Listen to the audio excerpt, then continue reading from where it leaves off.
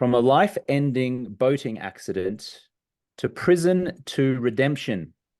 Today we are speaking with a new friend of mine by the name of Keir Weimer, who was just 23 years old when he was the driver in a boating accident that took the life of a beautiful young woman. Keir had been drinking and spent 3.5 years in prison for vehicular manslaughter. Since then, he's now turned his life around. He has a purposeful life. He's alcohol free. And we're going to dig in a little bit to his incredible story in today's conversation, which for me feels a little more sensitive than others. But Keir assures me that we can go there and we can talk about what happened. And I really want to acknowledge him for his courage and bravery to talk about this issue. Keir, great to have you with us, mate. Yeah, pleasure to be here, and grateful for the opportunity to chat with you. And it's been great to get to know you a bit over the last year or so. Yeah, just before we get into your story, you and I are in a business mastermind together, aren't we? We're kind of like, it's like personal development for men, it's entrepreneurship for men. What has been your experience in that community so far? Yeah, it's been pretty awesome. I've been a member for about 8 or 9 months. Been to a few events, met some pretty extraordinary people, including yourself, and had some awesome experiences and adventures. So yeah, it's been important for me post-COVID. Really been leaning into community and developing relationships and getting back to that after not having a lot of that during those first few years of the pandemic. Yeah. And just tell us a little bit about your life now. What do you do? How old are you? Where do you live? Sure. Yep. I just turned 40 last year.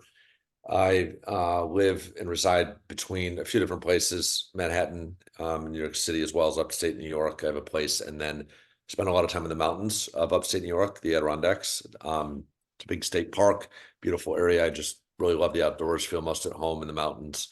And I currently fully focused on running a business called Weekender. We own and operate adventure-based independent hotels throughout the North.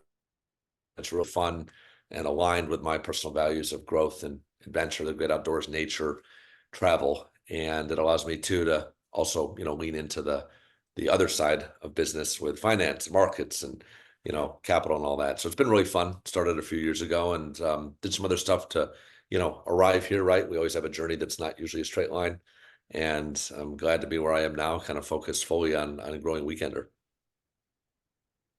You're a guest on my podcast, the Alcohol Free Lifestyle Podcast, in which we help people to have a better relationship with alcohol. Take us back 17 years now, I guess. You were 23 years old, as I understand it, and you were out with some friends, and this tragic event occurred. Take us back to that day, that night, and tell us what happened. hmm Yeah, I was a senior at Syracuse University, the college I went to for undergraduate, and I was 23 at the time, going to my last semester, and I was up in the place I call home that I mentioned earlier, the Adirondack Mountains. I was with five of my friends at the time and also my brother. My brother ended up staying back because he was in high school, and my friends and I went out on the family boat to go to a restaurant and bar where they play live music. Again, it was July, summertime. We had gone there to eat and had definitely been drinking and listening to some music, having a great time, fun time, seemingly innocent night. And after that, we decided to go home around 12:30. Out of all of us, thought that I was in the best shape to get us home and drive home. I had been drinking throughout that evening, and my ability and judgment were definitely impaired. We got out into the lake. A couple of my friends had to use the bathroom, the girls, and so I wanted to get us home. I normally go really slow at night because that's the prudent, safe thing to do. This night, I did not choose to do that because of that reason, and ended up getting my bearings, or so I thought. And it had been raining that day, and it was dark, not a lot of moonlight, and the kind of the shoreline blended in with the sky, so it's really hard to get your bearing to see how far out in the water you were from land, and I stepped on the throttle. The boat comes up and then starts to plane out. And at that point, about 4 or 5 seconds into that process, we were headed right toward an island in the middle of the lake, and it was too late to change course or slow down. And we came ashore, hit the island, went 40, 50 feet inland. And my girlfriend at the time, her best friend was ejected and ended up dying immediately to blunt force trauma to the head. All my other friends were very seriously injured and hospitalized, and I went through the windshield, and it was about the most horrific scene that you can imagine. And I won't really go into much graphic detail other than that. It was absolutely horrible to go from a night of kids thinking they're having fun without a worry in the world or a care or concern for tragedy, just instantly, ending, and a life ending, and everybody else, affected forever and not knowing really what to do. And as a result, I ended up, being charged with numerous crimes as I should have been. I was driving the boat. I had been drinking, was under the influence, and was speeding. And so I was charged with manslaughter as well as vehicular manslaughter and a few other things. And I ultimately ended up pleading guilty to that original charge of vehicular manslaughter because I knew that I was guilty. I was operating the boat under the influence, was speeding, and it did result in somebody, losing their life and passing away. So I was facing about 15 years in prison at the time. I was out on bail, going through the court process, not knowing how to cope or deal, total, lack of emotional, maturity skills or anything.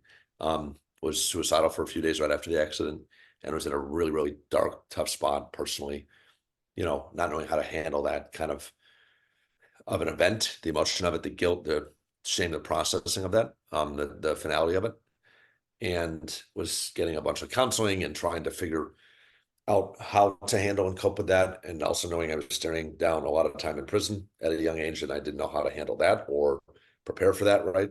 So it was very, very challenging time. Fast forward to when I was 24 or so, 24 and a half now, a year and a half almost through this court process, I was ultimately going to trial for this and ended up pleading guilty, right before that, through a plea agreement with my friend who passed away, her family, and with the prosecutor's office. And I ended up getting sentenced to, 6 years in state prison. So I took responsibility for my actions in the crime and was taken away in handcuffs that day, and very, very painful and tough because, again, I had no idea how to operate in this world. And prison is a very, very tough, dark world of survival. And I had to learn quickly how to move, how to adapt, how to cope. And I did that. And then I went on to serve just under 4 years, 3.5 to be precise, in there. And it was, the accident, the aftermath in prison was the hardest thing I have ever and likely will ever go through. And it taught me a lot about self-reliance, forgiveness, perseverance. It took me about a year being away to even realize that I actually had an alcohol problem. you know, I was being told and was telling myself, right, that this was an accident that could have happened to anybody. And I was, right, and minimizing the fact that I actually was the sole 100% responsible party for somebody no longer being here, and I had to come to that realization through a year of being alone and away and without freedom or identity or any of the comforts of life. It took me 6 months of, inpatient rehab in there. I never had rehab or alcohol or addiction education ever. It took that for me to realize, holy shit, like this wasn't just a isolated thing or event. Like I had a lot of behaviors and problematic relationships with alcohol, a little bit of drugs, but mostly alcohol, right, for years leading up to this. So was not just a freak event. It was avoidable, it was preventable. And I just didn't see the writing on the wall and the warning signs and the flags, until it was too late. And, as we realize, right, people that struggle with alcohol and drug addiction, that sometimes it takes, different levels of a bottom, right, for us to really, really wake up and realize that, holy shit, I can't live like this anymore. And oh my God, like I have only myself to blame. And oh my God, I'm in the way of actually living a fulfilling, productive, contributive, happy life. And it was that moment of realization for me in prison when I was literally crying, like that proverbial on your knees, kind of trying to understand life and your place in it. And I just finally took responsibility for it. I forgave myself, and I committed to living a better life, starting with being sober. So that was like the lowest point that I fell to. And then from there on, which was in sometime at the end of 2008, every day has been just a little bit better than next, just doing the next right thing, building upon prior wins, strengthening myself emotionally, physically, mentally, emotionally, all those different areas. And I'm just really grateful for, you know, what has happened since then, what I've built since then, and also who, most importantly, who I've become since then. There's a lot to unpack there. Thank you for sharing. Just take me back to the night. When were you knocked out? Were you unconscious? Were you conscious the whole time? Like, when did you kind of realize the magnitude of what had happened?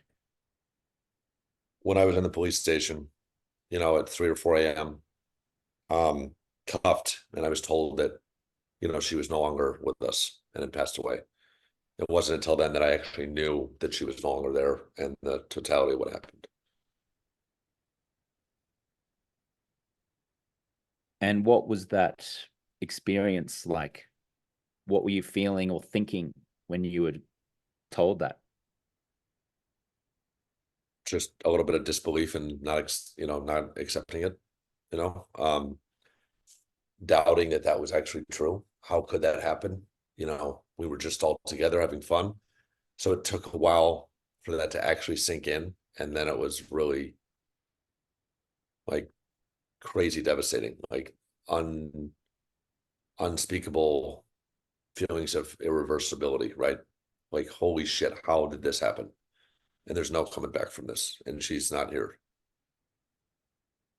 What were your injuries? Very minimal. For some reason, drivers of these accidents get into the least amount of injury. I think there's a theory behind that. Subconsciously, when you hit impact or something and you're about to have trauma, that you kind of like grip and tense. And I think that holding onto the wheel or tensing your body or whatever, right, prevents a little bit of the injury from, kind of inflicting itself on the driver. But it's really crazy and sad that the person that's most responsible and that is guilty of these accidents is often the one that, is the least injured. What were the injuries of your surviving friends? Um, my girlfriend at the time, broken collarbone, was hospitalized for a few days. My other two friends were checked into the hospital, but I think checked out within 24 hours. I was not admitted because I just had some stitches and a little bit of glass, hitting the windshield, but I was fine. And then my friend who passed away, Tiffany, her boyfriend at the time, was also hospitalized, but I think released that night or the next day. How did your girlfriend react or respond in the days after the accident? I think she was in shock too. I think she had no idea how to handle this news or cope or accept it. Um, she also ended up ending a relationship a few days after. I, surmised due to family pressure. Um, and then that was really rough for me because, again, I was now further alone, I felt, and without anybody to really go to other than my family, who I leaned on heavily and was the reason I was able to make it through this. My mom, my dad, and my brother. Hmm. May I just invite you to come closer to the microphone as well? It's the audio quality is considerably better when you're a little bit closer. Thank you. Appreciate that. Sure. Yep. Um, so your girlfriend essentially broke up with you, ended the relationship a few days afterwards, and you surmised probably to family pressure. And so Mhm. that, as you said, must have felt incredibly isolating for you. Yep, it was. Have you had communication with your then girlfriends since that incident? And how has that gone, if so? No, we haven't since really that point because I believe there was a court gag order to speak. And then I was also sued by her and her family. So that was kind of the end of the relationship and communication. Yeah. And how do you feel about that looking back? Does it seem understandable? Do you have any level of resentment or sadness or anything about that? Like how have you processed that part of the incident?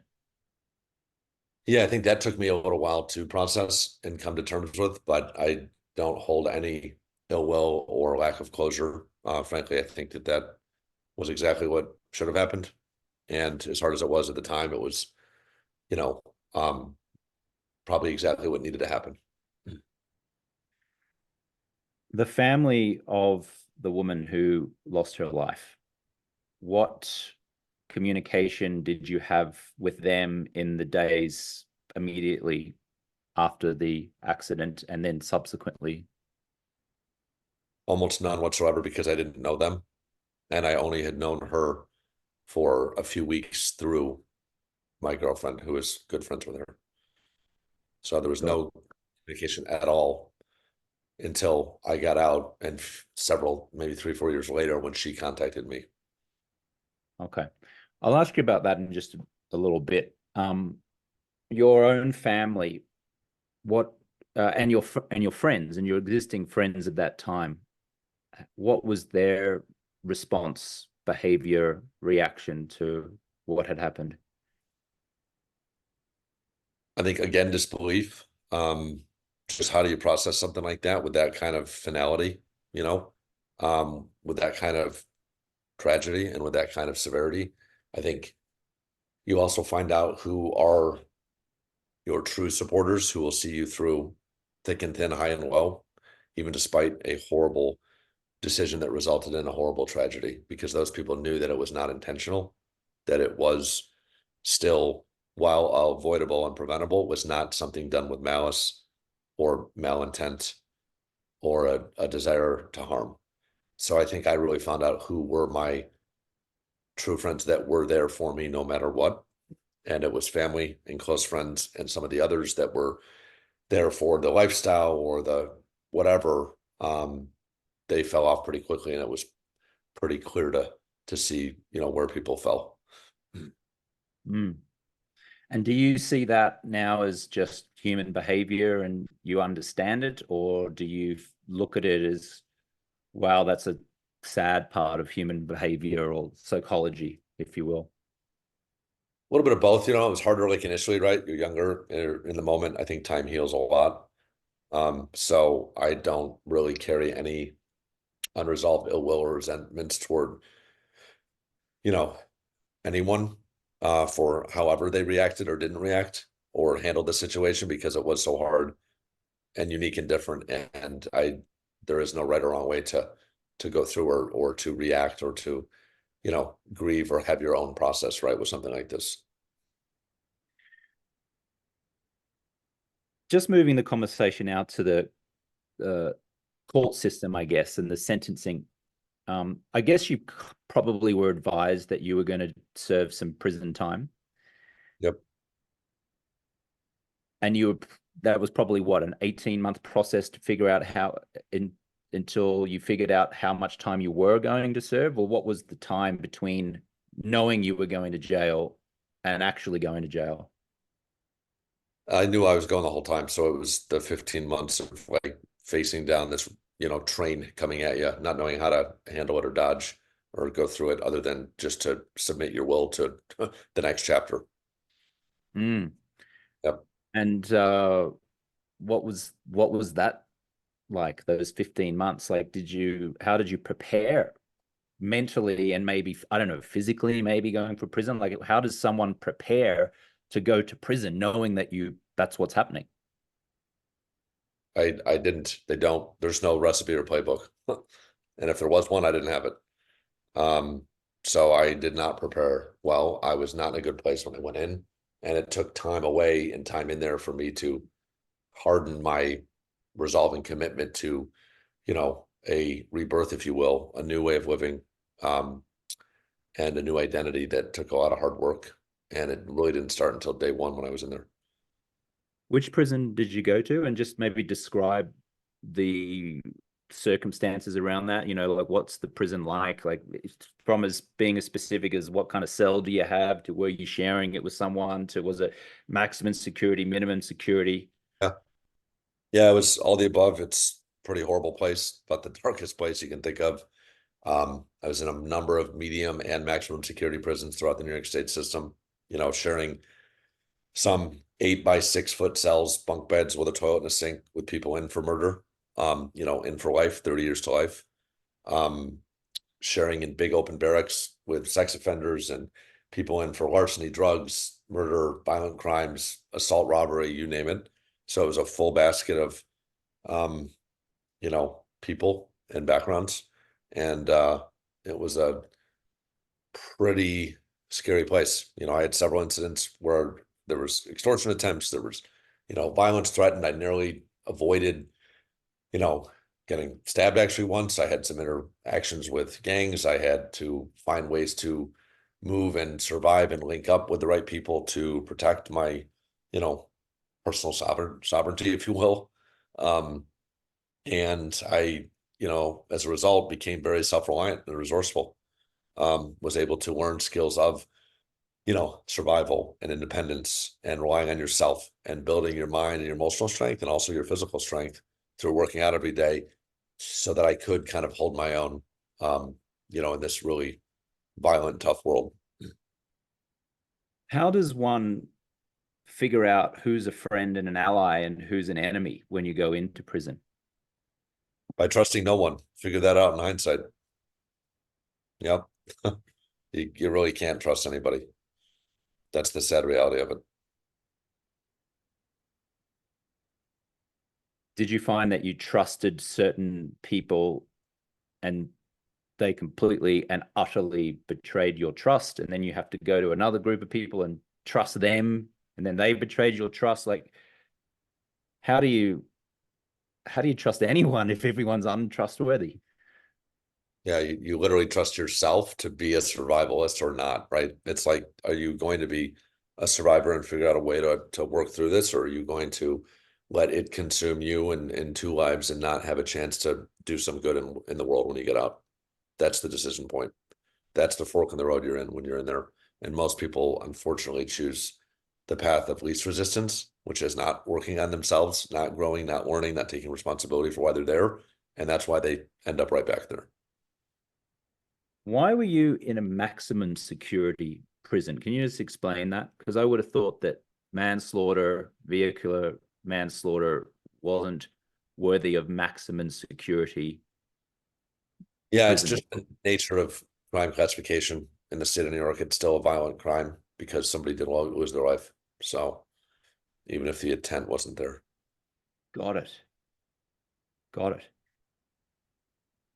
May I ask what was the lowest point of your prisoner life and what was the highest point, if there could be one, or maybe a better way of saying that is like the least horrible moment of prison life? So if there's a spectrum, right? What was like the darkest, worst moment that you had in prison, and what was, possibly the brightest spark, I guess? Yeah. Darkest was either the first couple nights going through intake and not seeing the end of the tunnel and losing all identity, or it was when I literally feared for my life for a few days when I thought I was going to get like ambushed and stabbed. That was pretty freaking scary. So that was probably the low. Bright point would be maybe the week after I got denied parole after 2 years and it sunk in. And then after about a week of me being very depressed and sad, I started to actually realize that there was a silver lining, which means I could see the end of the tunnel now. So Mm, that was a high point. got it. Just one final question on the lowest point, and then I really want to move the conversation into, all of the incredible good that has come out of this. When Yeah. you said that you were fearing for being ambushed and stabbed, could you elaborate on that? What were the circumstances around that? Yeah. It was a bit of a, there's gangs in prison and the Bloods were a pretty strong one in New York. And, word gets out usually because guards are talking, to be honest, and people hear about a crime or, somebody's on a boat. Oh, he must have money. And then there's an extortion play because there's a lot of people looking for a way to get over or come up, if you will, or manipulate to benefit their, you know, goals and themselves at the expense of others. So yeah, it was an attempt to extort money, and me refusing to do so, holding my ground, and that resulting in, ramifications. Let's put it that way. Got it. And thankfully, you weren't ambushed and stabbed, but the fear of that was very real, I can imagine. Correct. At what point of being in prison did you have the realization you're 100% responsible for your actions? That there started to be a level of insight, I guess, that was the catalyst or the spark for all of the immense good that was about to come. Yeah, that happened as I was touching on about a year in, after 6 months, in their therapy program, rehab, inpatient that they mandate you to go through, and a lot of solo single nights being alone and, reflecting on what led to that night and my role in it and my behavior patterns growing up and increasingly problematic relationship with alcohol and drugs, through high school and college, and then just having it all, the weight of it all kind of just come crashing down one night, you know, When you say the weight of it all come crashing down, what do you mean?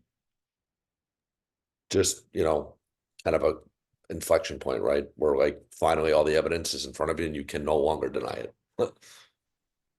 Yeah.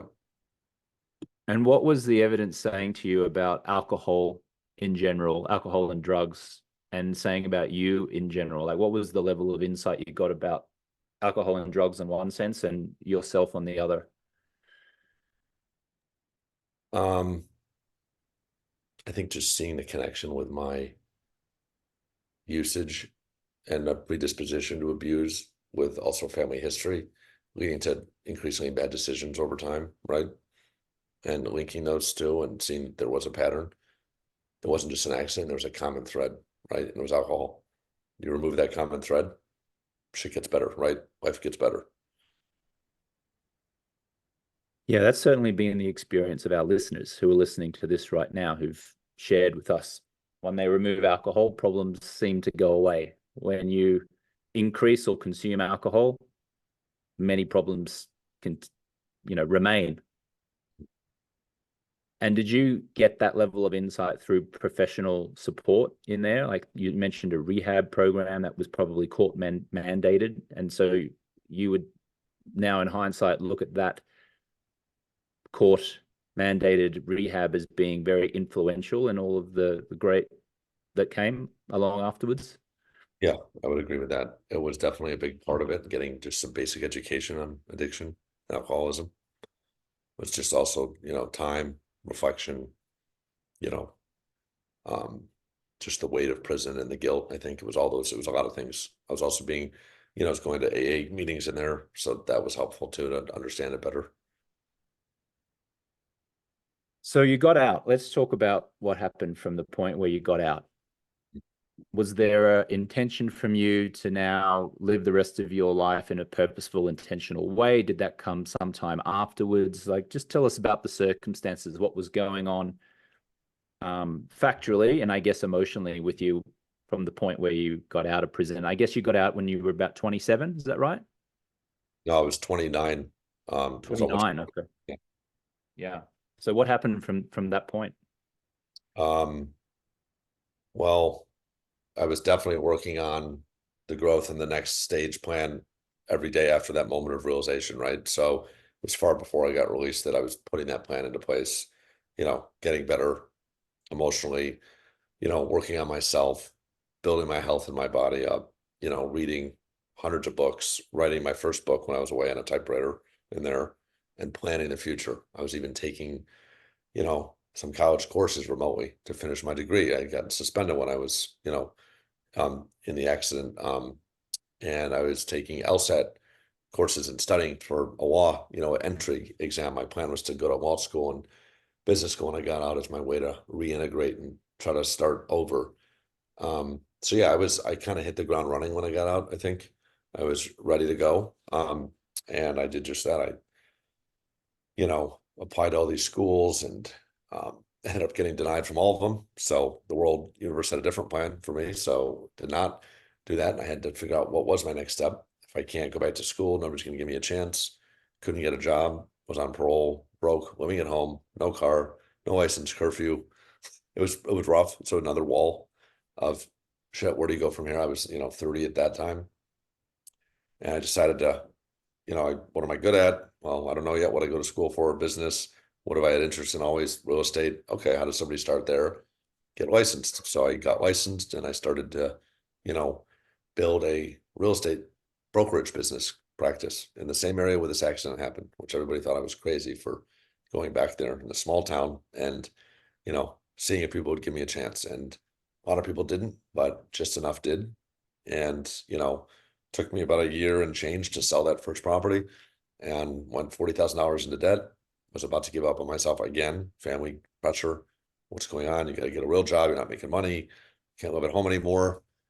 And then that first one sold, the next one sold, the next one. And then it was just like kind of off to the races and ended up growing really quickly and, making impact and helping people and, making money that I'd never made before. And that was pretty exciting because, again, another example of not giving up on yourself, committing to your vision, for something bigger and working, relentlessly toward that. And that was kind of the theme of working through all these walls, right? Prison, parole denial, getting out, getting denied from law schools, not making any money, almost giving up. It was just a series of these walls that were tests, right, that I had to kind of work through.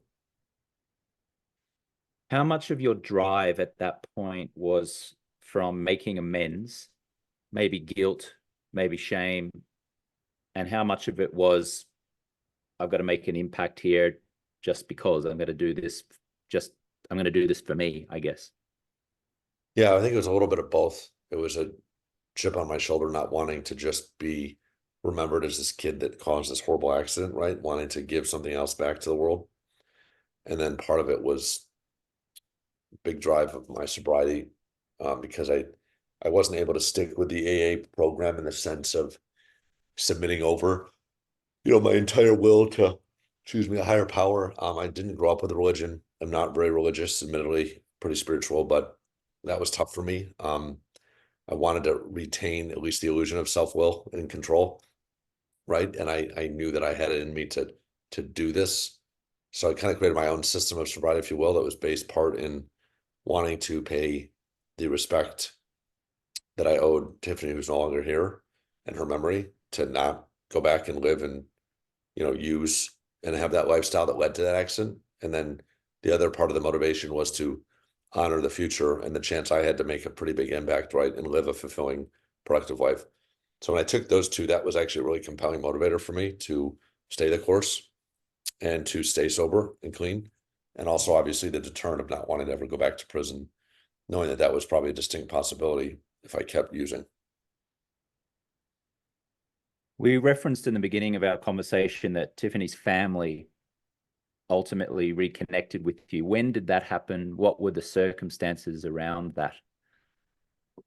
Yeah, that happened, like I mentioned, about 4 years after I got out. And I guess her mother had been following me, keeping track. I think I was getting some press and there were some stories and a couple TV, newspaper in the news, that weren't negative like before with the accident. So I think she had seen that maybe also on social media and realized that, wow, it's not just words, right? He maybe is actually like walking the walk here and trying to live a better life and turn things around and give back. So I think it was that gave her confidence to want to reach out, and she did. And I can't even imagine how hard that was, for her to do, to this day. And we ended up meeting a few weeks later, and then we ended up speaking at a few schools, to, at-risk youth and stop DWI programs, things like that. And then she had told me that she was working on passing a law in the New York State called Tiffany's Law to help prevent these accidents from happening. And I asked her if there's anything I could do to support. And she said yes. And so we ended up attending some, lobbying efforts and, meetings with the legislators rather in the legislature. And she ended up through her persistence getting the law passed. And I think it was 2016 or 17, which was pretty awesome because I know that she had worked on that for 7 years, and that's definitely going to help prevent these types of accidents. Tiffany's Law. Yep. Amazing. What was the first phone call meeting you had with her like, and what was the first in-person meeting with her like? Yeah, I don't know that we had a phone call. I think we just met. You just met in person, yeah? What and how did you feel approaching that in-person meeting, and what was your experience like actually having the meeting? Yeah, that was pretty scary, right? Leading up to it and very anxious and not knowing how to prepare for that. And then the meeting was also very emotional and very tough and very humbling. Um, but ultimately very, you know, I think rewarding and fulfilling for both of us at the end. Yeah. Was there something that you care to share that either you said or that she said that had impact for you, that stuck with you? Not particularly that comes to the mind at the moment, but just, other than it just being a powerful, emotional meeting and one that was had, that feeling of, forgiveness and wanting to move forward. And has that shown you anything about forgiveness or moving forward that you've been able to communicate to other people, friends, acquaintances, or, is there anything that you care to share about that with our listeners now about forgiveness, about moving forward? Yeah, I think that the big, lesson or takeaway from that in my experience has been, you got to find a way to forgive yourself or nothing else can really improve, as many mistakes and sins and harms and transgressions we usually commit, right? When we're using, um, none of that can be repaired until you actually give yourself a second chance, forgive yourself and commit to making amends and making it better and then doing the work. You're a single man, as I understand it. Yep. How has it been trying to form romantic relationships since you got out of prison? In the sense that I would imagine that sharing this story would probably give some potential romantic partners pause for concern or thought. Has that been the case? And what's it been like trying to make deep, meaningful romantic connections? Yeah, I think it hasn't really repelled people when I've been upfront and honest with it, which I always am usually in, second or third date, right? Because I think that's important for people to know, disclose, and they can choose to react or process the information as they will and wish. I will say that, the experience I had with my girlfriend at the time, right, with being alone for so long and then having to be and become so self-reliant has definitely not served me in relationships and intimacy in the sense of being a bit closed off, right? Emotionally, not always, open or willing to share as much as maybe I could or would like to. So that's definitely something I've been cognizant of more recently and been working on and seeing if there's anything unaddressed, and other things from that maybe unexplored, unresolved traumas, right? To be actually able and open to, receive and to give, that in an actual committed relationship. Mm. Do I sense that what you're sharing is that it's been hard to make deep, meaningful romantic connections, not just because of maybe the response from potential partners to what happened, but maybe you've been more guarded, more closed off, not open, as receptive as you might ordinarily be? Yep, correct. It's more of the latter. Got it. And what therapy has been helpful that you found? What insight have you got has been helpful that's been kind of, I guess, breaking you open or opening you up more to that? I think just working with, like a relationship coach that's really good at asking the right questions, right, and prompts. That's been helpful. Exploring the past more, Um, did some, hypnosis therapy, which was enlightening and kind of cool. So yeah, I think just being intentional about it and working on it and better understanding that my history and patterns, I think is a good, first step and approach. Mm. What's your view now about alcohol in general, society's obsession with it, cultural conditioning around alcohol? I mean, it's been many years now since the tragedy occurred. What's your view now on alcohol and its place in society? Yeah, I think it's finally starting to, like be okay and be more mainstream to not drink and not imbibe to the levels we once did as a culture. I still think there's a lot of room for improvement and a big drug and alcohol problem in this country that affects so many people and then so many of their family and friends, right? As a result, everybody's touched by this problem and disease of abuse and addiction, one way or another, pretty much 1 degree of separation. But I would say I'm encouraged by the shift in cultural mentality, right? And consciousness around drinking and partying and a movement toward more of a health and wellness based mindset and more of a sober living, fully present type lifestyle. Do you intend on drinking again? If you did, is that fine? Or are you like so fundamentally opposed to that concept now? Like what's your own view on your own consumption of it? Yeah, I'm constitutionally opposed to it and I never will do it again. And I haven't had a drug or a drink in, it's over what, 17 years. So yeah, that's just not part of my lexicon anymore. Mm. And how does that Even think about feel? it. Feels great. It's just not even an option or a thought or anything. It's like a non-existence. It's a non-thing. When you see Super Bowl ads, billboards, television shows glorifying alcohol, does anything come up for you? Maybe a little sadness or frustration that that still needs to happen or still is happening, right? But I also don't put a lot of time in that. Everybody is of their own free will, right? They can choose to live how they want. It's just I choose to not do that. How does it feel to answer these type of questions about the incident, about your journey? Like, how does it feel when I'm asking you a question and you're giving the answers? Do you feel neutral? Do you feel awkward? Do you feel grateful that you get to share the story? Like, what are some of the feelings when people like me are asking you these questions? Yeah, I'd say a little bit neutral to grateful, that I do have this sobriety and health and that I even have a chance to be here and share the story and, maybe help support or inspire somebody else to live a little differently, a little bit better, to, live a life that they're proud of and realize that we are all deserving of forgiveness and second chance. Just what society and some people make us think. Mm, yeah, beautiful. Well, you've certainly given uh, our listeners an incredible gift.